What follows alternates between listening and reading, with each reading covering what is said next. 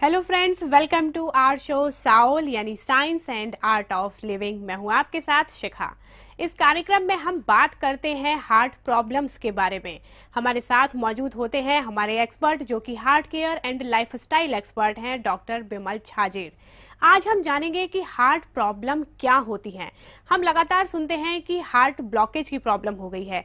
ये ब्लॉकेज क्या होता है और उससे भी ज्यादा इम्पोर्टेंट जानना ये है कि आखिर किस वजह से ये ब्लॉकेज की प्रॉब्लम होती है। तो देर ना करते हुए पूरी जानकारी लेते हैं डॉक्टर बिमल छाजेड़ से। हार्ट की बीमारी पहले तो देखते हैं होती क्या है और किस कारण से ये ब्लॉकेज होती है। देखिए, हार्ट की बीमारी के लिए पहले पूरा बात समझते हैं। ये है हमारा ह्यूमन बॉडी, आप और हम। हार्ट होती कहाँ पे? ये हार्ट है करीब 300 ग्राम का एप्पल जितना साइज होता है, उतना बड़ा हार्ट होता है। ये हार्ट पंप करती है तो यहाँ से पूरे बॉडी को ब्लड पहुंचती रहती है। अगर मैं हार्ट को थोड़ा बड़ा करके दिखाऊं, हार्ट आपको बता दूं 1 मिनट में करीब 72 बार पंप करता रहता है और हर बार हार्ट से ब्लड निकलती है, पूरे शरीर के हर पार्ट को पहुंचाती है।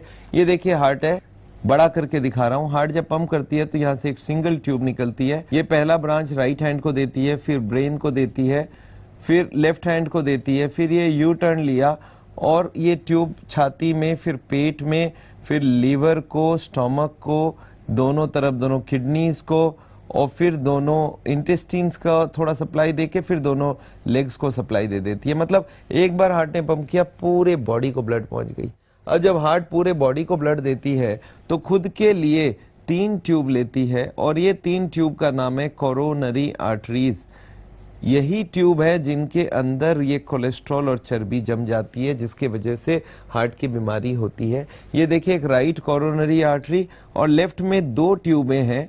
एक पीछे चली जाती है, इसका नाम है लेफ्ट सर्कमफेरेंस, और एक सामने आती है, इसका नाम है एलएडी।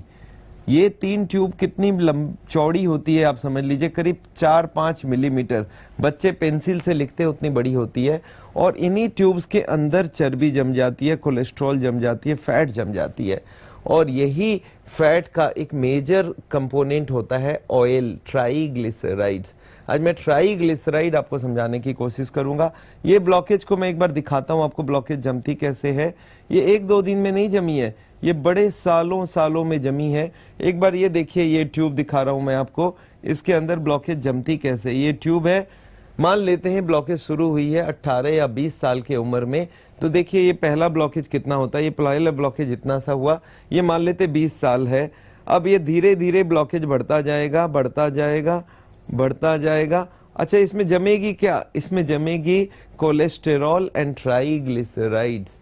ये जो कोलेस्ट्रॉल ट्राइग्लिसराइड है, जब तक 70-80 तक ना जमे, जब तक कोई तकलीफ नहीं होती है मरीज को। जिस दिन वो 80 के ऊपर जाने लगे तब मरीज को तकलीफ ये होती है कि डॉक्टर साहब, मैं जब चलता हूं, मैं जब स्पीड लेता हूं तो छाती में दर्द होती है। और कुछ लोगों को ये ब्लॉकेज सडनली हार्ट अटैक का आकार में पता चलता है। जब ये ब्लॉकेज बस्ट कर जाती है, ब्लॉकेज के ऊपर एक पर्दा होता है, वो पर्दा धीरे धीरे बढ़ते बढ़ते एक दिन वो पर्दा बर्स्ट कर जाती है। देखिए, ये ब्लॉकेज के